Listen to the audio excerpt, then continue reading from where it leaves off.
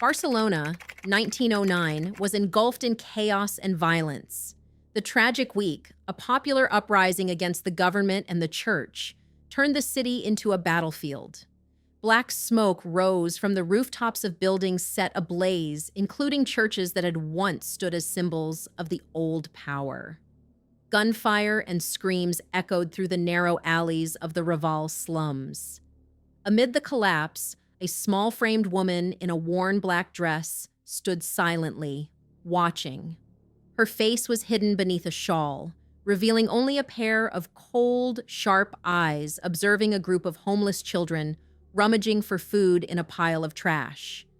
Like a shadow, she moved quietly toward one of them, reaching out as if to touch the child's hair. The child flinched and ran. She smiled faintly, then disappeared into the darkness of the alley. Her name was Enriqueta Martí, later known throughout Spain as the Vampire of Barcelona. Born in Sant Feliu de Llobregat, Enriqueta came to Barcelona at a young age. She worked odd jobs, lived on the margins, begging, wandering, vanishing from society's gaze. Years later, she was caught luring a young girl named Teresita Guitart. When police searched her apartment, they found items that shocked the entire city. Personal belongings believed to belong to missing children, and a notebook filled with names that sent ripples through public opinion.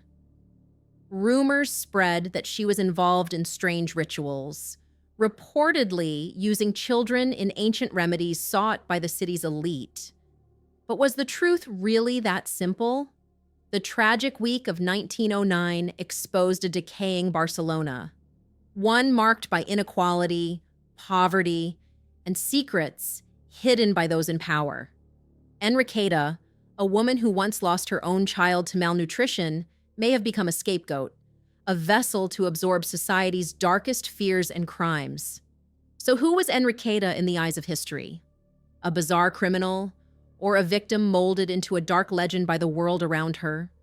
The story of Enriqueta Martí is a mirror reflecting a chaotic era, where truth was buried beneath fear and hidden power. Sant Feliu de Llobregat, a small town on the outskirts of Barcelona, was where Enriqueta Martí was born in 1868. Her family belonged to the poor working class, surviving through farming and odd jobs with no stable source of income. Enriqueta's childhood was marked by hardship and deprivation. 19th century Spain was a country in turmoil, racked by civil war, poverty, and disease. Despite being close to bustling Barcelona, Sant Feliu remained a backward rural area where children often had to work from a young age to help support their families. There are no records indicating that Enriqueta ever went to school or was raised with affection. Instead, she grew up amid harsh conditions, learning to survive from an early age.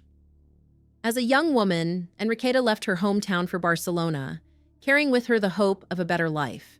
The city, with its grand boulevards and busy port, promised opportunity, but it was also a trap for the poor. With industrialization accelerating, poor girls like Enriqueta were typically limited to a few paths: working as maids, laboring in textile factories, or falling into the shadows, where illicit activities thrived in the Raval district. Enriqueta began working as a maid in middle-class households, a common job for rural women at the time. But the work was grueling and humiliating. Stories of employers abusing their domestic workers were not uncommon, and Enriqueta, with her petite frame and reserved nature, may have endured many hardships.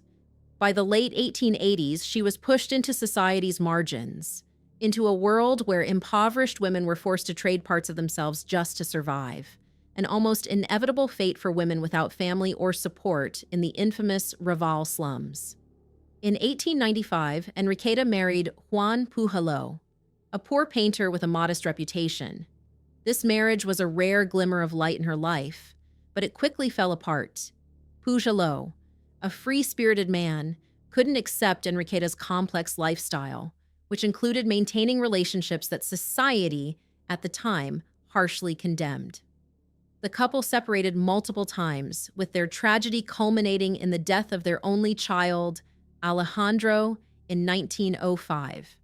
The baby, barely 10 months old, died of malnutrition, a common affliction in Raval, where food was a luxury.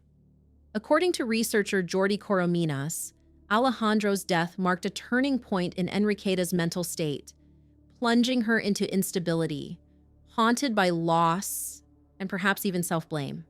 Enriqueta's past does not justify the crimes she would later be accused of, but it sketches the portrait of a woman crushed by society from a young age, raised in poverty, subjected to abuse, and stripped of what she held most dear. Did these traumas shape her into a killer, or simply leave her vulnerable to a city eager for someone to blame? The answer remains shrouded in darkness, like the life of Enriqueta Martí herself. In the slums of Raval, where poverty suffocated all hope, Enriqueta began working as an unlicensed healer, a role that was both a way out of suffering and a doorway leading her toward terrifying accusations. But to understand Enriqueta, one cannot separate her from the society that produced her. A city fragmented by class, where a woman dressed in black, carrying a wooden box of herbs, could be seen as both a healer and a symbol of fear. According to researchers, the pain of losing her child had led her to develop a distorted obsession with saving other children. She reportedly kept her son's old shoes on her work table, as if to remind herself of a life that could never be healed. It was a ritual of compensation that stretched over years. Some say she did it as a message: no child should ever have to leave this world again. But in a world where belief was still vague, the line between healing and possession began to blur. Around 1905, she started preparing herbal remedies for poor women in Raval. These prescriptions were little more than simple herbal mixtures, rumored to cure infertility, menstrual disorders, and ulcers. In a Barcelona divided by class, where hospitals were a place of dread for the poor and post-surgical death rates were higher than if left untreated, Enriqueta became a last resort. It was faith, not science, that kept people alive. Rumors spread quickly, turning her into a sought-after curandera for desperate women carrying countless fears. She also began mingling with the city's shadowy underbelly, brokers, prostitutes, and low-level black market players in Raval.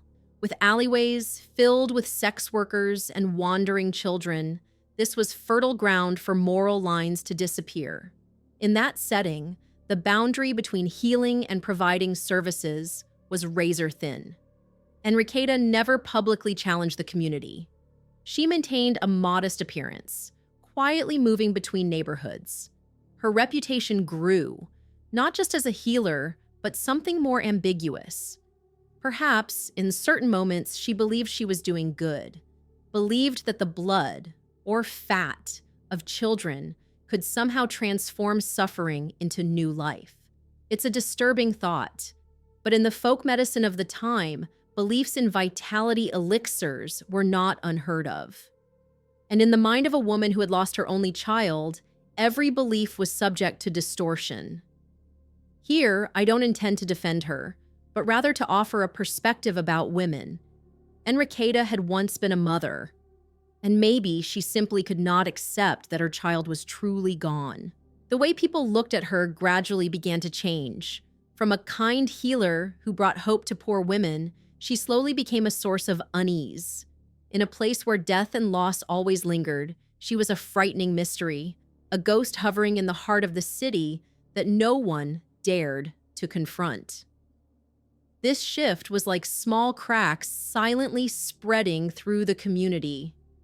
Gratitude and sympathy began to give way to suspicion.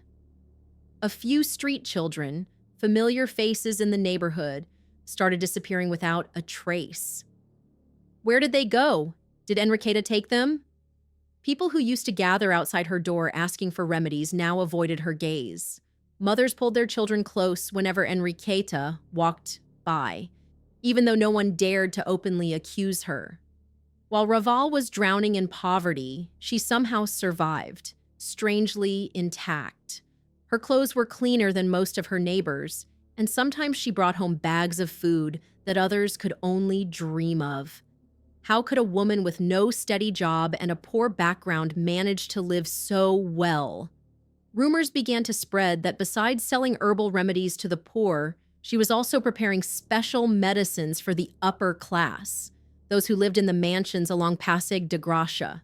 Whispers of potions for treating tuberculosis, boosting vitality, or even enhancing beauty hinted at a dangerous connection between Enriqueta and the elite.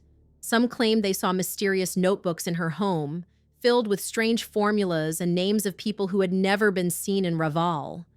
These records became a kind of prophecy, echoing the betrayal that the community had begun to sense. Despite the rumors and people's growing avoidance, she continued her work in silence, eyes sharp and cold. That silence, in a neighborhood usually filled with yelling and quarrels, sent chills through the crowd. She seemed to stand between two worlds, belonging neither to the poor nor accepted by the powerful. In the years leading up to 1912, Enriqueta Martí truly became a symbol of suspicion, of the darkest secrets Raval had always tried to hide. Barcelona, early 1912. The entire city was shaken by the disappearance of a 5-year-old girl, the daughter of a well-known middle-class family. It was this case that led to the downfall of Enriqueta Martí, exposing a trail of sinister crimes. The weather was bitterly cold, and the Raval slums were cloaked in fog. A missing person report was filed at the police station. Teresita Guitart Congost, 5 years old, blonde hair, had vanished while playing near her grandmother's home. The police, accustomed to child disappearances in Raval, were slow to respond. Children who went missing here were often from poor families, and few were ever found. But this time, pressure from Teresita's family forced them to act. When the investigation stalled, an unexpected lead emerged. Claudia Elias, a woman who lived near apartment number 29 on Poniente Street, walked into the station looking tense. She told Officer Raval that a few days earlier, she had seen a blonde girl behind the curtain of Enriqueta Martí's window. The child's eyes were locked onto the street, as if silently pleading for help. Claudia insisted the child was not Enriqueta's, a woman known in the neighborhood to have no children. "I saw that girl on the street before she disappeared," Claudia said, her voice trembling. Ribaut took notes, but remained skeptical. Enriqueta Martí was a familiar name in Raval, a healer who sold herbal remedies, once a prostitute, but never arrested. The police decided to monitor apartment number 29. After a few days of surveillance, they noticed that Enriqueta came and went at odd hours, often late at night, carrying discreet cloth bags. On February 27th, Ribaut and city official José Asens planned a surprise inspection. To avoid alarming her, they used the pretense of checking for illegal chicken keeping. When the heavy wooden door creaked open, a musty odor wafted out. In the corner of the dim room, a small girl sat huddled in the shadows, looking lost and frail. When Ribaut asked her name, she whispered, "Teresita." The police continued their search and discovered that the apartment had been divided by a thin wall.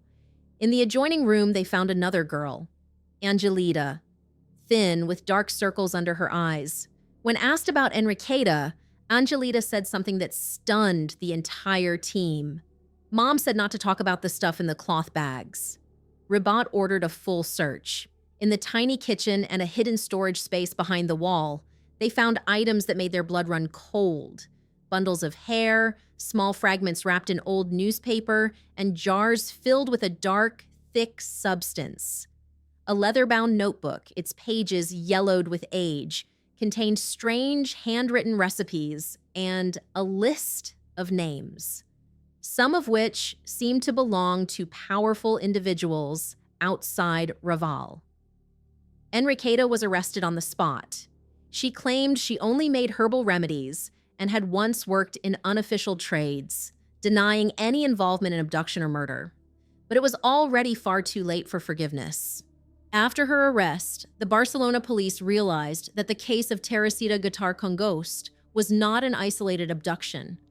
The discoveries inside Enriqueta's apartment led them to suspect her involvement in far more serious crimes. Under intense public pressure and growing outrage, the authorities expanded their investigation, determined to uncover the hidden criminal network tied to the vampire of Barcelona. Led by Officer Raval, the police began tracing Enriqueta's movements over the years. They identified that she had lived in at least 5 different locations in Barcelona and her hometown of Sant Feliu de Llobregat over the past 2 decades. Searches were conducted at these former residences in hopes of finding more evidence connecting her to the disappearances of children. At an apartment on Minerva Street in Barcelona, they found more glass jars filled with unidentified liquids and fragments of children's clothing, some with suspicious stains. In Sant Feliu de Llobregat, a small storage space in Enriqueta's former home revealed fabric sacks containing fragments believed to be from victims, some preliminarily identified as possibly human remains. Investigators also uncovered more notebooks filled with handwritten medicinal recipes and names believed to be clients, though it remained unclear whether these were real or just personal notes. The police attempted to link Enriqueta to at least 12 cases of missing children based on the physical evidence collected. They cross-referenced old missing persons reports, mostly involving poor children from the Raval district, cases that had often gone unnoticed. Some witnesses, including neighbors and sex workers, claimed to have seen Enriqueta bringing children home, though no one knew what happened to them afterward. However, forensic science at the time was still primitive. Many of the bones were identified as animal remains or were too degraded to determine origin. The suspicious liquids, though troubling, were never thoroughly tested to confirm whether they contained human blood or were simply herbal mixtures.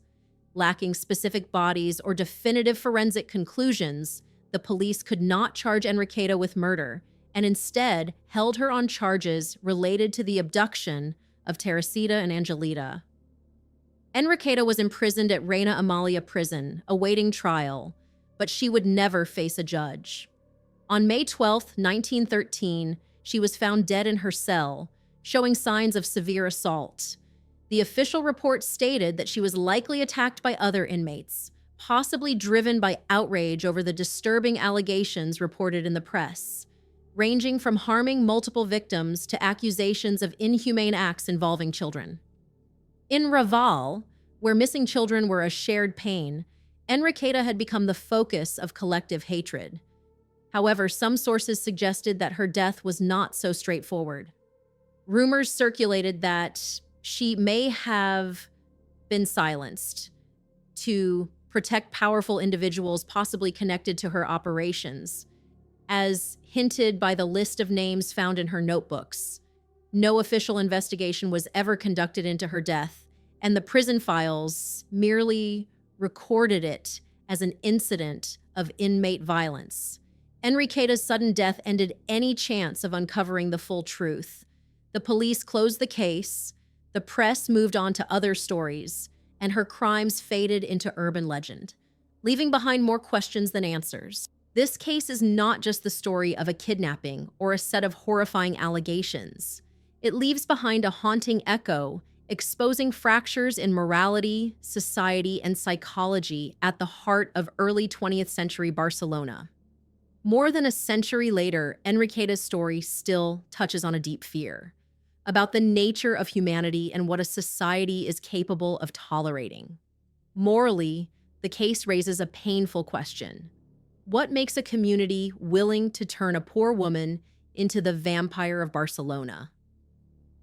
Enriqueta, though guilty of kidnapping Teresita Guitart, was exaggerated into a monster, possibly to cover up more serious accusations, such as human trafficking networks or the exploitation of minors allegedly linked to the upper class.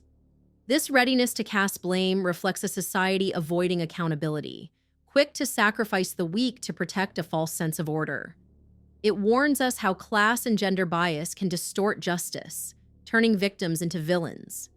Socially, the case holds up a mirror to a deeply divided Barcelona. Raval, where street children were forgotten, stood as proof of institutional neglect.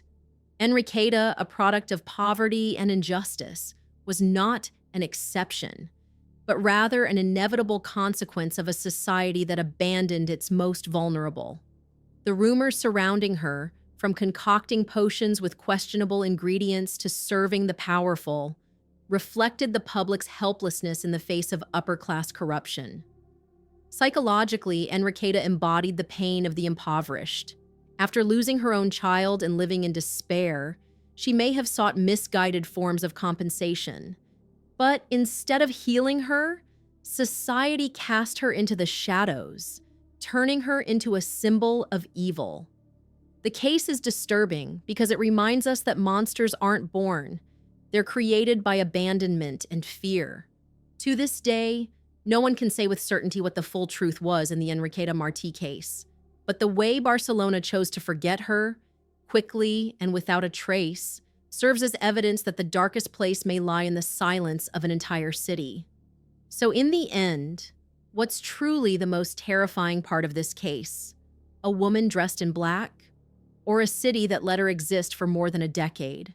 What do you think? Was justice truly served? Let us know your thoughts in the comments, and don't forget to like and subscribe for more real stories that still echo